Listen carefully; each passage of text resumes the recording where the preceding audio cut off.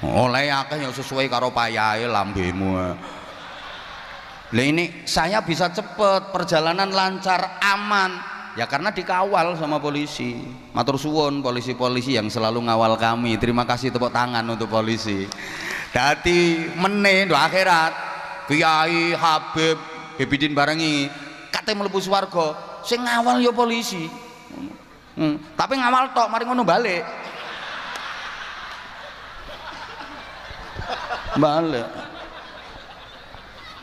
nah sing apik-apik ya melu mlebu, sing gak apik ya tukang malak ngono ya balik.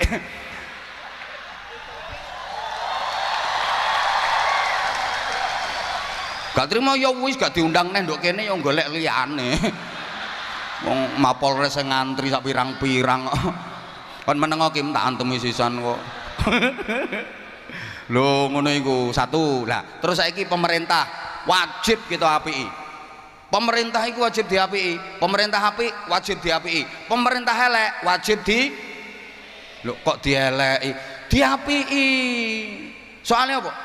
Cinta negara iku hukumnya wajib. Cinta tanah air ternyata wajib. Kula sampean iki wajib cinta tanah air. Iki judulnya ngaji kebangsaan kok. Ya kudu ana nyebut ngene iki. Engko lak gak ngaji kebangsaan dadi ngaji kebangsatan kok.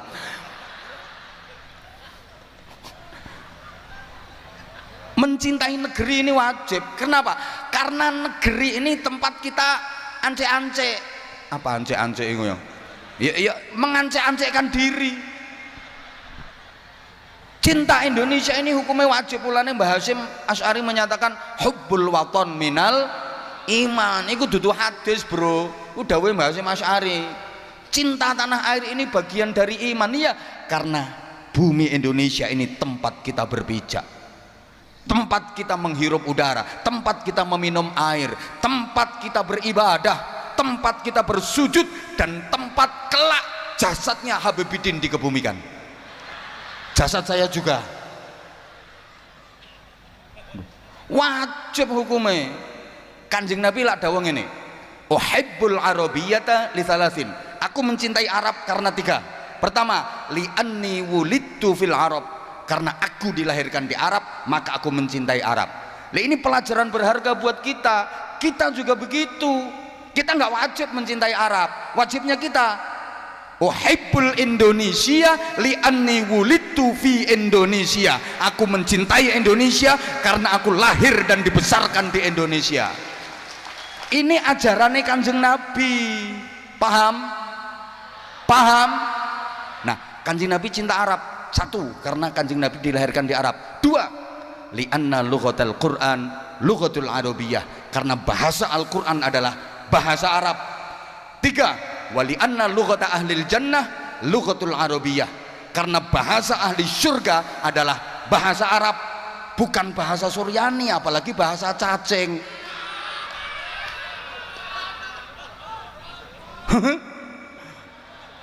Ono bahasa semut.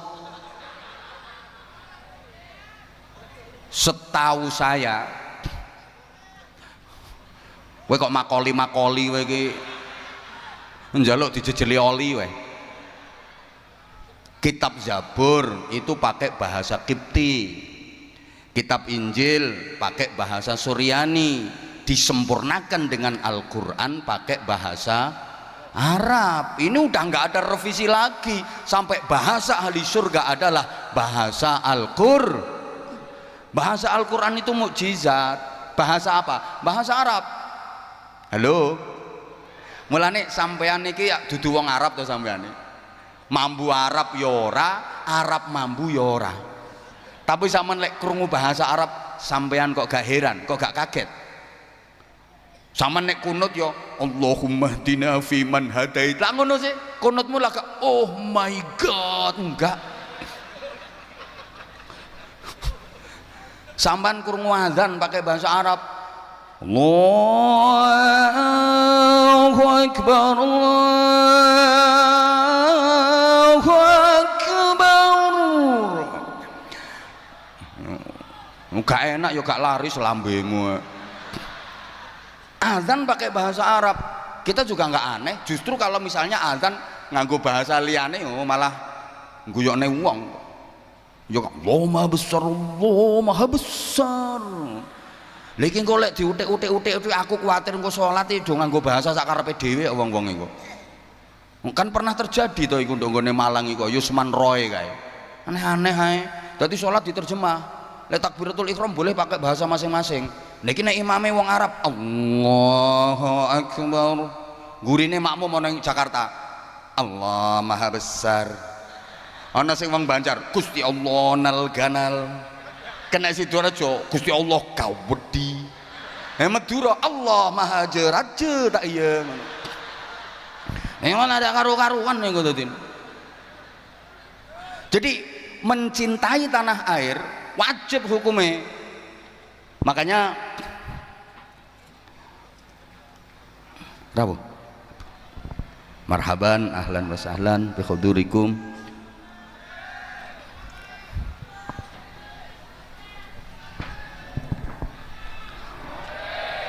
Allahumma shalli ala Muhammad.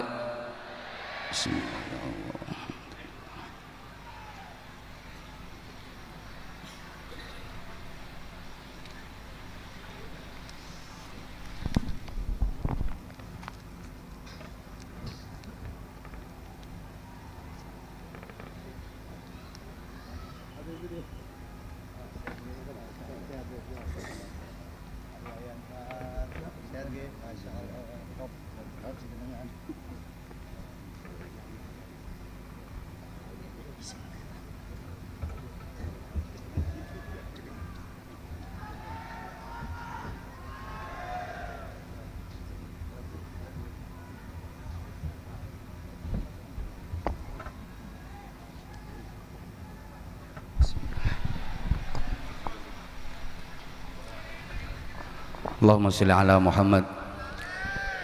Kula mestine langsung rampung, tapi guru kula mursyid kita Maulana Habib Lutfi bin Yahya ndawuhi kan lanjut nggih, walaupun 5 menit harus saya lanjut.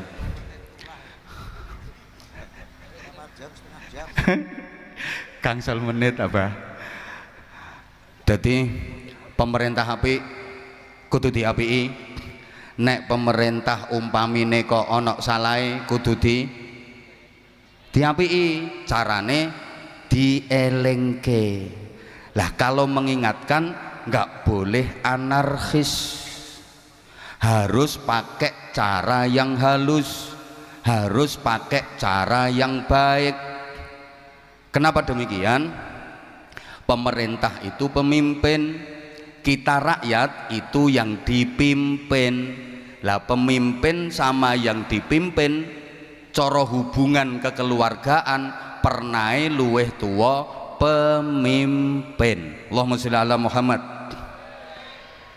Ibarat imam sholat, kalau melakukan kesalahan, terjadi kesalahan, makmumnya wajib mengingatkan. Leh ngeling nih nganggo coro kasar nopo coro halus? Halus, dengan zikir dan membaca subhanallah. Itu pun leh moco pelan-pelan mawon, makmum yang berada di dekatnya imam. Dan itu pun nggak boleh murni niat mengingatkan, harus niat zikir plus mengingatkan mboten napa-napa. Subhanallah ngono ndak oleh weh mam subhanallah weh subhanallah apa maneh dijongkrokno. Makanya kalau pemerintah ada kesalahan diingatkan dengan baik-baik melalui perwakilan, duduk bersama, musyawarah, wasyawirhum fil amr. Nggak ada persoalan yang nggak akan selesai dengan cara musyawarah. Nggak boleh nggawa watu, lempar-lempar batu pakai maca takbir Allahu Akbar kaya balang jumroh. Lah sing jaga polisi, mbok anggap polisi ku setan. Halo nah saiki kalau diingatkan kok masih nggak bisa, diapakno? Didongakno, pasrahno dateng Gusti Allah. Dulu ada pemerintah zalim, rajanya namanya Fir'aun, luar biasa zalimnya. Itu pun Allah mengutus Nabi Musa dan Nabi Harun untuk mengingatkan Fir'aun dengan cara halus. Wa qula lahu qawlan layyinan la'allahu yatadzakkaru aw yakhsha. Beritahu Fir'aun dengan cara yang halus, ndak boleh ngamuk, harus pakai etika. Soalnya pemerintah iku pemimpin luweh tua, kita rakyat yang dipimpin luweh enom. Yang muda kepada yang lebih tua harus pakai etika. Nuwun sewu contoh sederhana, bapak sama anak itu sama-sama manusia.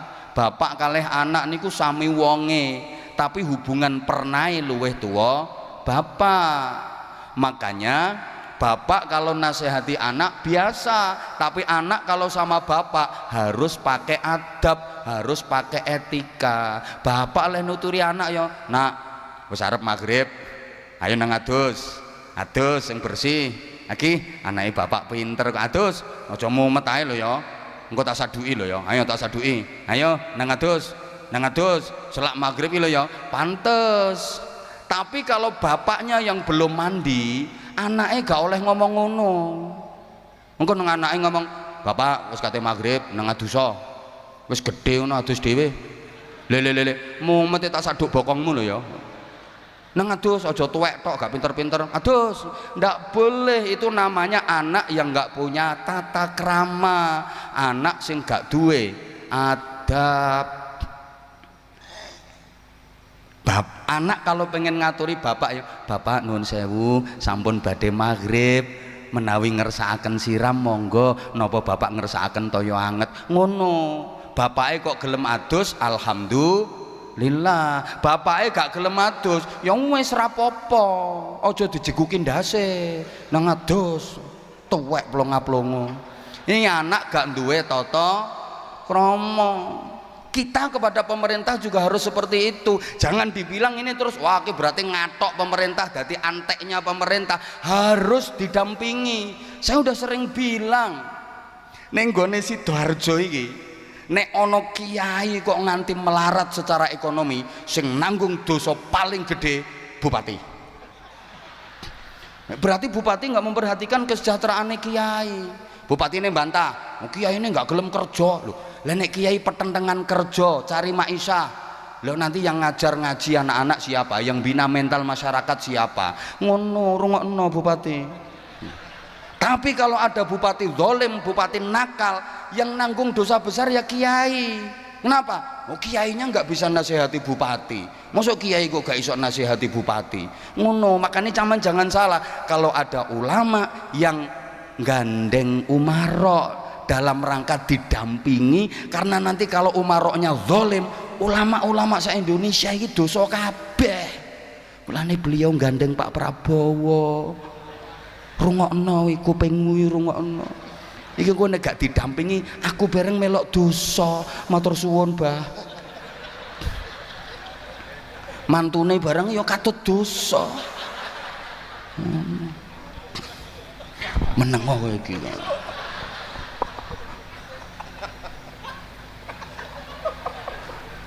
Wong lanang karo wong wedok kuwi padha wonge, tapi pernahe tuwa wong lanang. Soale wong lanang ki nerusno Nabi Adam, wong wedok nerusno Ibu Hawa. Lah sehingga nek wong lanang karo wong wedok gak patek tata krama titik gak apa-apa, tapi nek wong wedok wajib beradab. Mergo luwih enom. Mulane lek nyeluk wong lanang nyeluk wong wedok, "Dik." Sing wedok nyeluk sing lanang, "Mas." Aja ngetutno umur. Walaupun suami lebih tua daripada istri, istri manggilnya tetap Mas. Suami lebih muda daripada istri, manggilnya tetap Dek. Ojo kok yu, amit yu, maneh yu. Jare, wis to Dek tak oncitno sisan engko.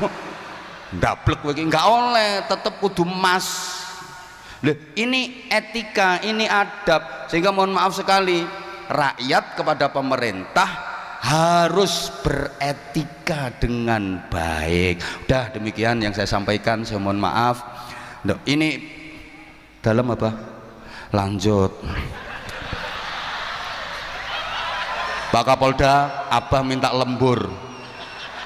Jadi kalau lanjut berarti nanti ada lemburannya. Ini yang ngutus apa? Oh, diserahkan Kapolresta, siap. Awas kalau nggak ada lemburannya. Nah, kita harus bangga jadi bangsa Indonesia ini. Tapi kita juga harus berusaha bagaimana Indonesia ini ke depan lebih barokah. Karena begini ya, di dunia ini nggak ada negeri seindah Indonesia, nggak ada. Sampai bangsa Arab itu mengatakan Indonesia adalah bid'atun minal jannah, cuilane swarga, zamrud khotul istiwa. Gunung Indonesia ini merupakan pakunya dunia. Dunia ini gerak-gerak terus, dipaku pakai gunung-gunung Indonesia. Hutan Indonesia adalah paru-parunya dunia.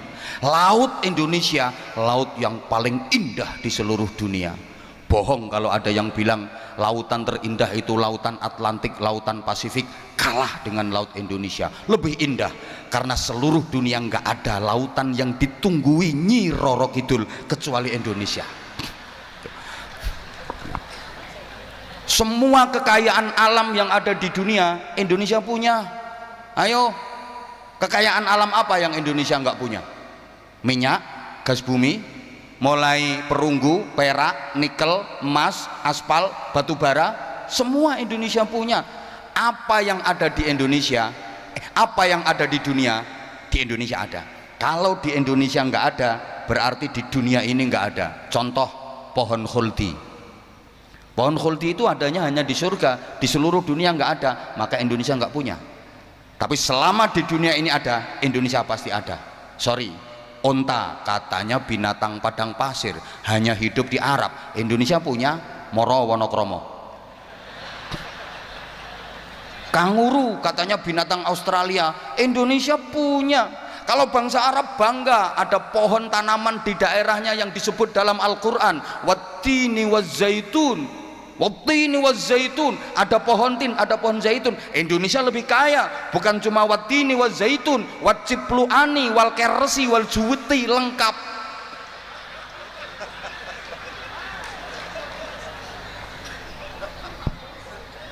Loh, tapi maaf ya, kita masih harus banyak berbenah,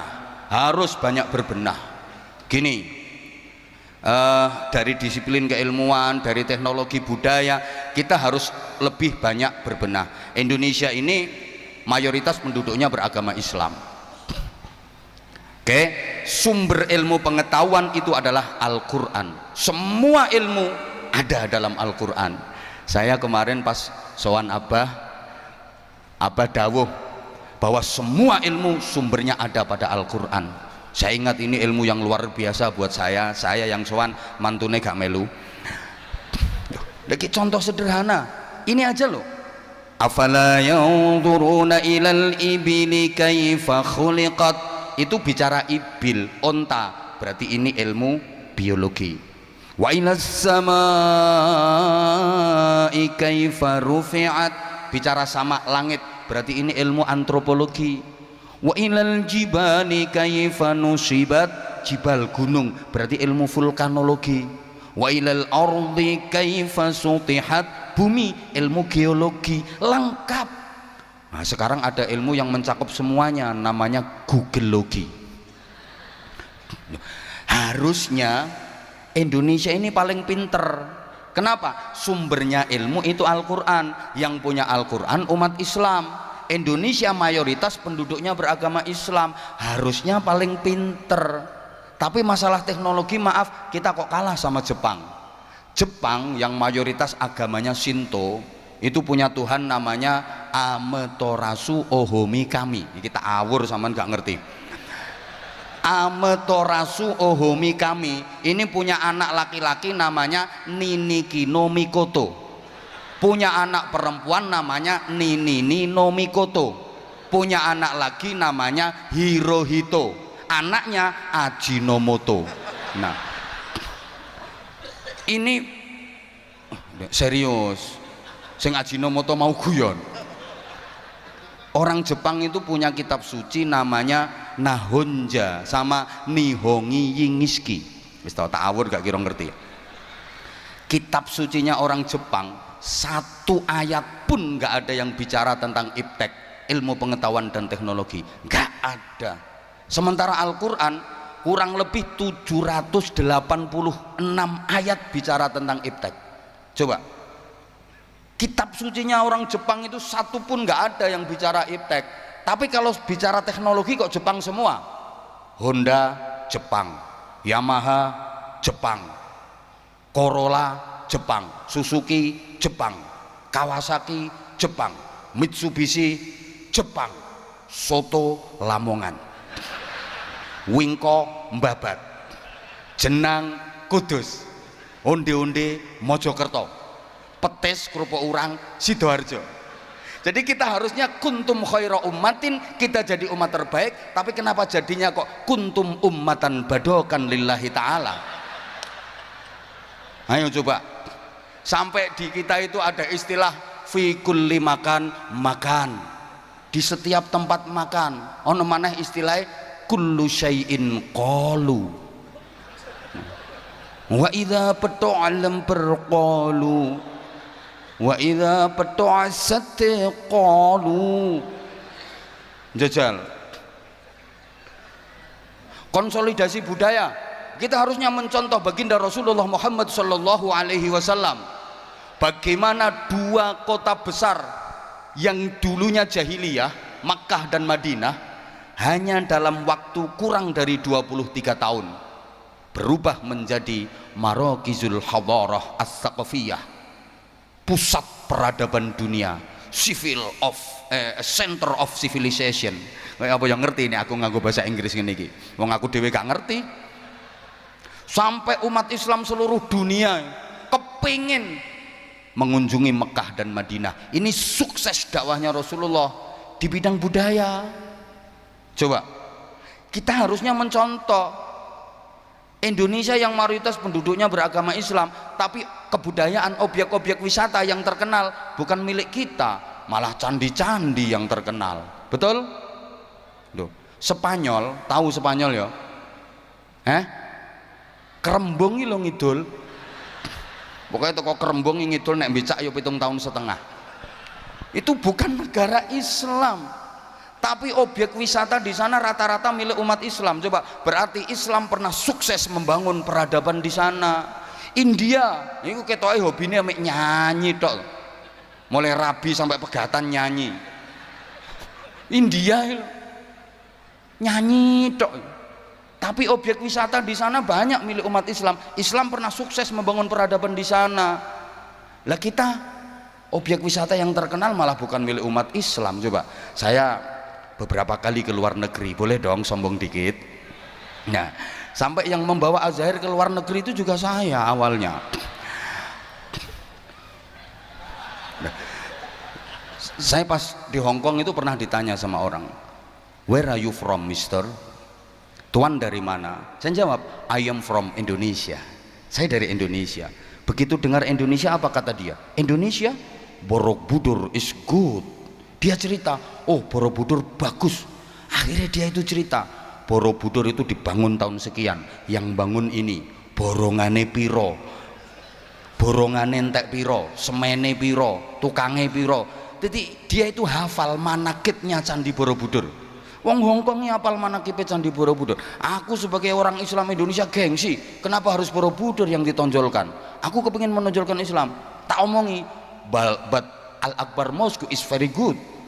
Masjid Al-Akbar lebih bagus. Biar dia penasaran.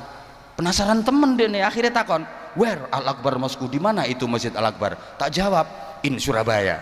Begitu dia dengar Surabaya, apa kata dia? Surabaya, Ndoli is good. Jadi, Kapolda yang guyu loh. Ndoli yang sudah bubar ini lebih terkenal daripada Masjid Al-Akbar. Lah ini tugas kita bersama, gitu loh. Ini tugas kita bersama. Kalau di Indonesia ini nggak kekurangan orang pinter, ndak. Tiap tahun perguruan tinggi fakultas meluluskan sarjana dengan berbagai prodi, dengan berbagai jurusan. Nggak kekurangan orang pinter, ndak. Kita yang masih kekurangan ini orang-orang bener. Maaf, yang merusak negeri ini orang bodoh apa orang pinter? Sing banter nggak usah isi nono Kapolda ya wis. Halo, sing ngentekno yang menghabisin duit rakyat yang ngentekno duit negara jatahe rakyat iki wong bodoh apa wong pinter? Wong pinter. Wong pinter. Sing bodoh jane pengen tapi gak ngerti carane. Gak roh carane. Maka saya berani bersumpah demi Allah, yang merusak hutan di Indonesia ini bukan orang hutan. Maka maaf, kalau pengen jadi ahli di bidang pendidikan, banyak fakultas pendidikan tapi belum ada fakultas kesabaran. Anakmu kuliah nanti, alhamdulillah ketompo nang fakultas kesabaran. Banyak fakultas teknik tapi nggak ada fakultas takwa. Banyak fakultas ekonomi tapi nggak ada fakultas kesejahteraan. Banyak fakultas hukum tapi nggak ada fakultas keadilan, kejujuran. Sehingga jangan heran banyak ahli hukum, pakar hukum yang jadi maklar hukum, jual beli hukum, terlibat kasus hukum, wa akhiru da'wahum dia yang dihukum. Loh, kami kalau pengen jadi tukang dakwah gampang, banyak fakultas dakwah. Yang nggak ada itu fakultas keikhlasan. Makanya kalau ada kiai diundang suruh ceramah gak disangoni gremeng, ojo heran, itu dia bukan lulusan fakultas keikhlasan. Makanya izin Pak Kapolresta, malam ini keikhlasan saya nggak usah diuji karena saya bukan lulusan fakultas keikhlasan. Lah ini tugas kita bersama, bagaimana ke depan Indonesia lebih baik. Sampun Abah, pangapunten sangat. Sampun niki kok mboten rampung-rampung niki mangke. Kula saestu pengen tabarukan kali beliau. Alhamdulillah sangat, dan niki bejo wong Sidoarjo. Beruntung banget Pak Kapolresta sama Pak Kapolda. Beliau Mursyidina Maulana Habib Lutfi bin Ali bin Hashim bin Yahya kersa rawuh berkahi majelis menika. Kula Anwar Zahid ingkang dhaif, ingkang bodoh dengan segala keterbatasan, saestu nyuwun agungipun pangapunten. Subhanakallahumma bihamdika asyhadu an la ilaha illa anta astaghfiruka wa atubu ilaik. Wa waffaqanallahu wa iyyakum lima yuhibbu wa yardah. Assalamualaikum warahmatullahi wabarakatuh. Waalaikumsalam warahmatullahi wabarakatuh. Dihaturkan ribuan terima kasih kepada beliau Al-Mukarram Kiai Haji Anwar Zahid yang telah memberikan nasihat tausiah pada acara kita malam hari ini. Semoga apa yang beliau sampaikan tadi insyaallah menambah ilmu pengetahuan kita, menambah wawasan serta kesadaran kita untuk selalu mengikuti perintah Allah dan mengikuti jalannya Nabi Muhammad SAW, serta lebih menghargai negaranya, lebih menghargai pemimpinnya, dan lebih menghormati para ulama-ulamanya. Allahumma amin ya rabbal alamin. Dan mugi-mugi beliau Kiai Haji Anwar Zahid selalu diberikan kesehatan zahiran wa batinan dan kesuksesan dalam dakwahnya untuk terus membimbing dan menuntun kita untuk menjadi hamba yang lebih baik dan lebih baik lagi. Allahumma amin ya rabbal alamin. Para rawuh hadirin hadirat rahimakumullah, selanjutnya kita akan mendengarkan bersama-sama tausiah nasihat mau'idatul hasanah yang akan disampaikan oleh beliau guru kita Maulana Al-Habib Muhammad Lutfi bin Ali bin Hashim bin Umar bin Thaha bin Hasan bin Yahya dari kota Pekalongan. Allahumma shalli.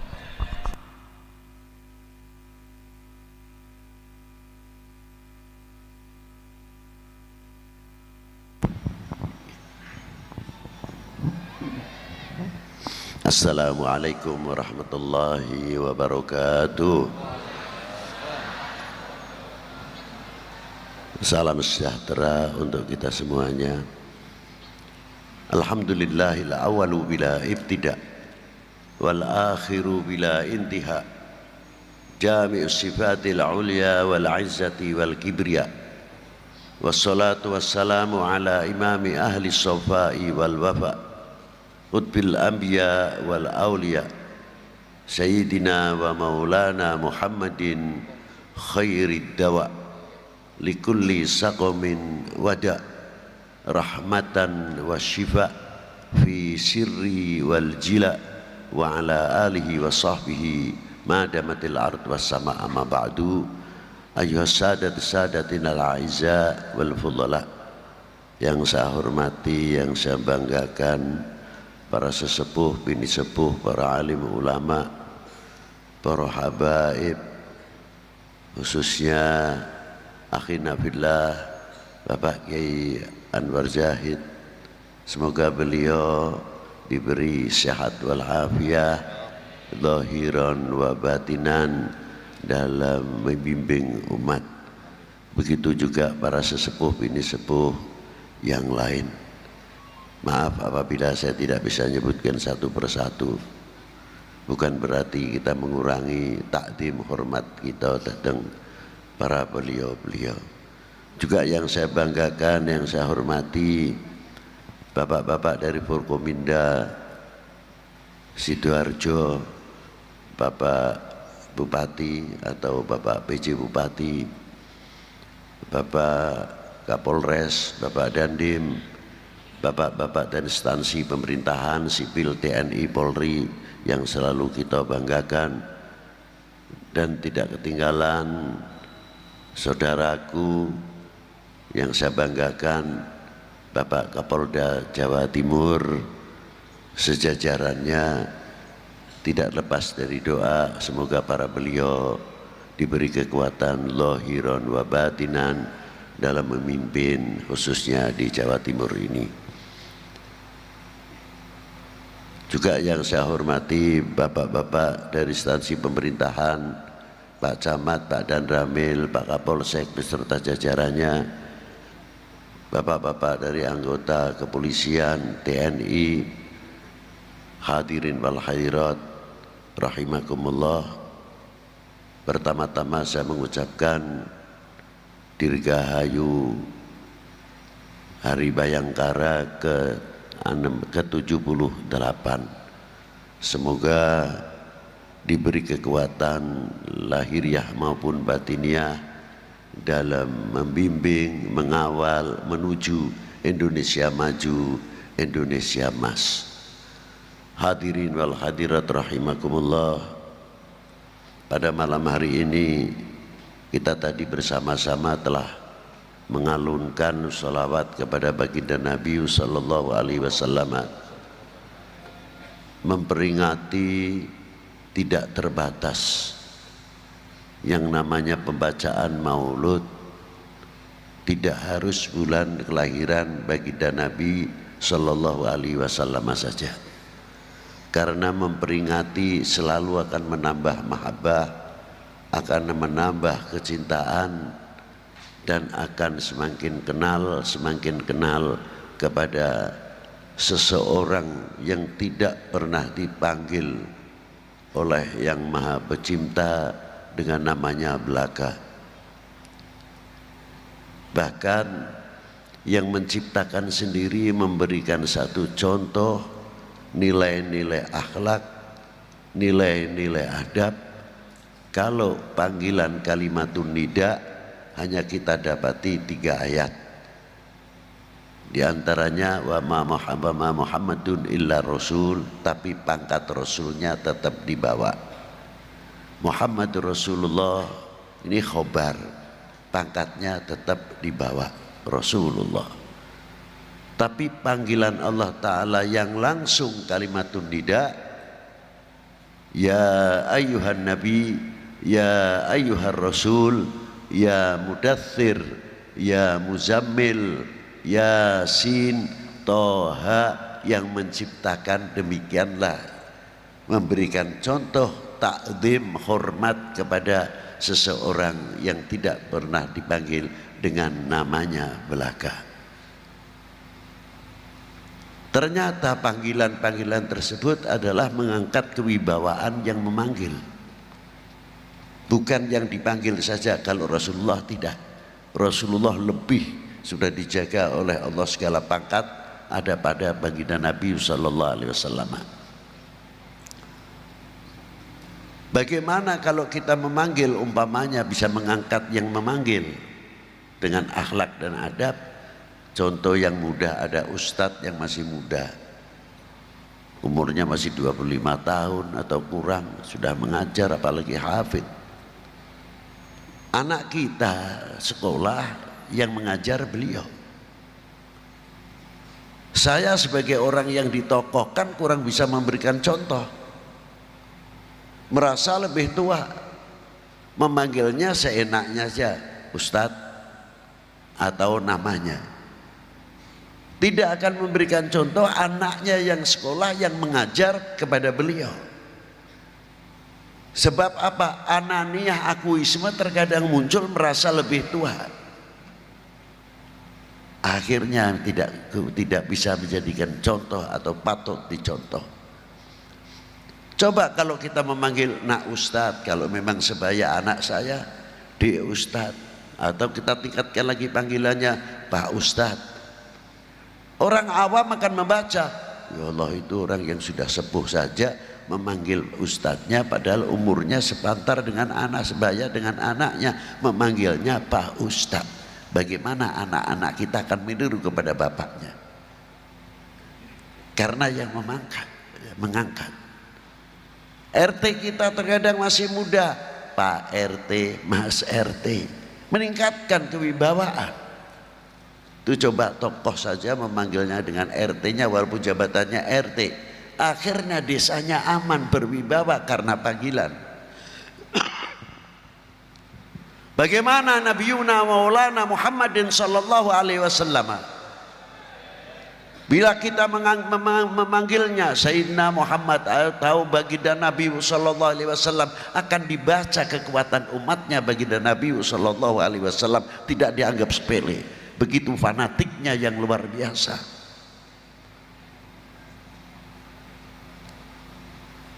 Sebab kelahiran baginda Nabi sallallahu alaihi wasallam bukan sembarang kelahiran. Kelahiran yang sangat khususiyah, yang diistimewakan oleh Allah Subhanahu wa taala. Biasanya cotakon, Beb, lagi wis kudu bulan Maulud, isih Maulud. Ya saya jawabnya ya mudah saja. Apakah pengibaran sangsaka merah putih itu harus 17-an? Coba. Lah nek ngenteni 17-an, untung-untung sekarang TV-nya sudah berwarna. Nah, kalau dulu TV-nya hitam putih, orang ngarani benderane dhewe hitam putih, ya untung. Itu. Kita kibarkan selain 17 Agustus supaya apa? Mengingatkan kepada bangsa Indonesia merasa memiliki, merasa handarbeni. Karena di dalam merah putih itu bukan sekadar dua warna.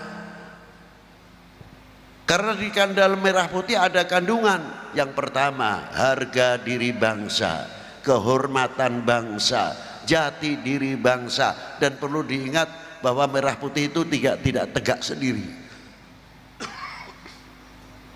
Penuh pengorbanan. Berapa yang menjadi syuhada, yang ikut andil besar memerdekakan bangsa ini dari penjajah dan kebodohan? Lihatlah di Taman Pahlawan kita.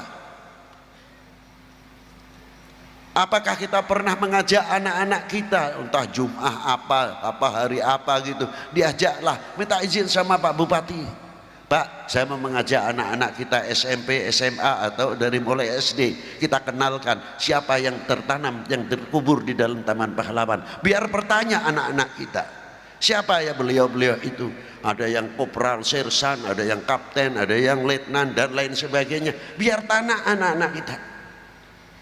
Iki sebabnya sedo piye to, Pak? Wah, iki perjuangannya luar biasa. Buyen sing lemparake granat, iki londo sing mati pirang-pirang, jasane ning piyambake dhewe akhirnya ketembak. Iki jasane luar biasa. Anak itu mulai tertanam. Lebih jauh daripada itu kita menghargai beberapa kuburan para ulama sesepuh, para aulia.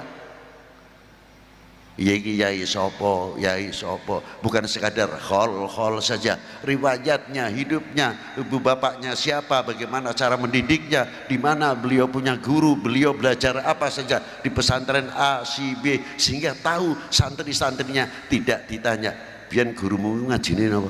Duka nggih. mboten semerep, maneh-maneh duka ae ora nulya. Karena apa? Kepaten obor. Sama apabila kita melihat merah putih hanya sekadar lihat merah putih, tidak melihat di belakang, latar belakang merah putih berkibar kembali. Berapa jasa-jasanya para ulama, para aulia. Di samping satu sisi tanggung jawab bagaimana pensiaran agamanya, satu sisi bertanggung jawab berhadapan dengan penjajah dan lain sebagainya. Jangan dikira andilnya kecil para ulama khususnya dalam kemerdekaan bangsa ini. Satu butir nasi saja, satu butir nasi yang andil itu luar biasa. Dari mulai mencangkul sampai meluku, garu, tebar, sampai nandur, tanam, sampai panen dan sampai jadi nasi, berapa tangan yang andil. Bagaimana agama ini?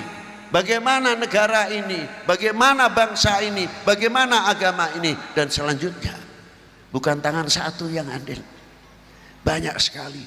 Sering saya ulang-ulang sampai doanya luar biasa, doa yang penuh kepedulian. Allahumma barik lana, bukan barik li.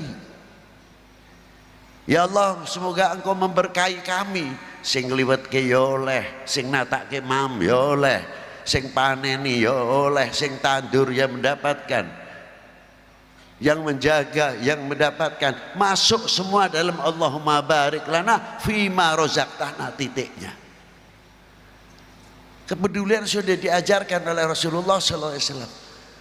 Dan bagaimana kepedulian Rasulullah SAW terhadap umatnya ketika Rasulullah mendapat satu kehormatan dari Allah Subhanahu Wa Taala. Assalamualaikum ayuhan nabiyyu wa rahmatullahi wa barakatuh. Langsung ingat kepada umatnya, langsung kepada ulamanya as-salihin. Assalamu alaina wa ala ibadillahi jauh Rasulullah sallallahu alaihi wasallam. Maka dengan adanya peringatan Maulid Nabi ini untuk meningkatkan kecintaannya kepada Rasulullah sallallahu alaihi wasallam. Jangan sampai kita melentur kecintaannya kepada baginda Nabi sallallahu alaihi wasallam. Man ahabbani kana ma'iya fil jannah. Barang siapa cinta kepada aku, kelak bersama aku dalam surga. Ini jaminan bagi orang yang mahabbah. Ini satu. Ma'asyiral muslimin rahimakumullah. Karena melenturnya kecintaan kita kepada Rasulullah, juga otomatis nanti akan merambat kecintaan kita kepada bangsa dan tanah airnya. Kita tadi melihat sabda Rasulullah SAW yang dipun bawa oleh Bapak Ki Anwar Zahid tadi. Saya dengar sepintas kecintaannya kepada dunia Arab. Li'annil Arabi, saya adalah bangsa Arab. Ini nasionalisme yang ada Rasulullah SAW supaya ditiru. Di mana dilahirkan supaya ditiru bangsa-bangsa, umat-umat yang ada di negara-negara. Apakah kita malu kalau kita mengakui saya adalah bangsa Indonesia? Ini tantangan. Apabila kita kuat, kita berasa lalu saya adalah bangsa Indonesia, kebanggaan yang luar biasa, kefanatikan yang luar biasa akan memperkuat cintanya kepada bangsa dan tanah airnya. Itu yang luar biasa. Ma'asyiral muslimina rahimakumullah. Tapi yang saya sangat khawatirkan, sangat saya khawatirkan, apa diantaranya setelah Rasulullah SAW turun satu ayat, qul in kuntum tuhibbunallah fattabi'uni yuhibbukumullah. Rasulullah ditanya oleh sahabat, mata aku na mu'minan shadiqan ya Rasulullah, sejauh mana kita dikatakan orang yang benar beriman? Dijawab oleh Rasulullah, apa diantaranya? Idza ahbabtallah, selagi kamu mencintai Allah. Lajeng sak lanjutipun ya Rasulullah seterusnya, selagi mencintai utusannya, baru mengikuti torekotnya, sunnahnya. Ringkasnya, kalau orang menjalankan sunnah Nabi Thariqah Nabi betul-betul diwarnai cinta, ndak ngarep-ngarep opai. Tapi inginnya satu, dikumpulkan dengan baginda Nabi sallallahu alaihi wasallam. Sama, kalau mencintai sesama kita, al mukmin ahul mukmin, insya Allah tidak akan membuat atau membuka aibnya saudara mukmin kita sendiri. Sebaliknya atau seterusnya, kalau kita mencintai bangsa ini dengan baik sebagaimana tuntunan baginda Nabi sallallahu alaihi wasallam, kita akan menjual aibnya, boroknya bangsa kita. Kalah menang didandani dhewe, ora usah ngenteni kritikane wong liya. Lebih terhormat dikritik bangsane dhewe, didudukake, dibenerake karo bangsane dhewe, lebih terhormat. Tapi kalau borok kita dibuka, orang lain tinggal bertepuk numpang nang. Loh, ini bahayanya di situ nanti. Ma'asyiral muslimin rahimakumullah. Kalau kita ceritakan sampai esok nih Pak, lingkes ya. Hadis ini di tengah-tengah Rasulullah bersabda apa? Kadar bobot iman seseorang wal yatafatun nasfil iman. Kadar bobot imane wong suwiji tergantung kecintaane marang ingsun. Niku dawuh Kanjeng Nabi. Nah imane kuat temenanan, mahabbahnya, sebab mahabbah itu datang Kanjeng Nabi sallallahu alaihi wasallam luar biasa. Ini yang paling ditakuti. Oknum-oknum manusia yang akan menghancurkan umat Islam khususnya, yang akan menghancurkan umat beragama pada umumnya, yang akan menghancurkan bangsa ini, diwalik maknane. Yen ngono, yen arep ngancurake umat Islam, umat beragama, negarane adohke demene karo negarane, demene karo bangsane. Mengko negara bisa diajak-ajak piye carane ben ora percaya karo Kanjeng Nabi, wis manusia biasa. Kanjeng Nabi ora usah diagung-agungke, wong iku padha karo awake dhewe, bedane kae wahyu aku ora. Lha niku. Ini satu di antara meskipun. Terus dan yang lain, ono kesalahan siji oknum, entah itu TNI, entah itu Polri, entah itu pejabat pemerintah. Ayo terus piye carane rakyat positif ora percaya karo negarane, ora percaya karo pemerintahe, ora percaya karo TNI ini, karo Polri ini. Ayo terus goyang terus.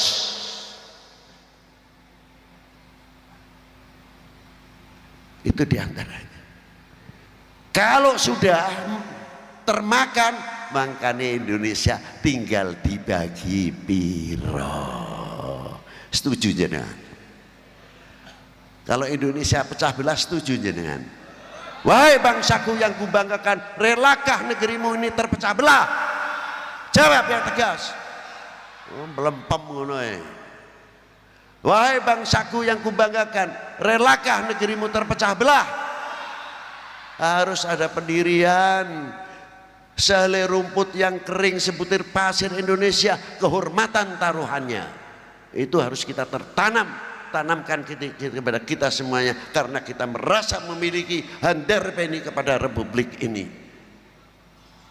Niki dawuh Kanjeng Nabi muhal goroh, niki pun dados isyarat saking Kanjeng Nabi sallallahu taala alaihi wa alihi wasallam. Cinta adalah benteng yang paling terkuat di dalam agama maupun di dalam kebangsaan. Maka dari itu kita pelihara, jangan sampai cinta kita kepada bangsa dan tanah air ini, lebih-lebih cinta kita kepada para sesepuh, para alim ulama, para pendiri bangsa ini, jangan sampai kita melentur.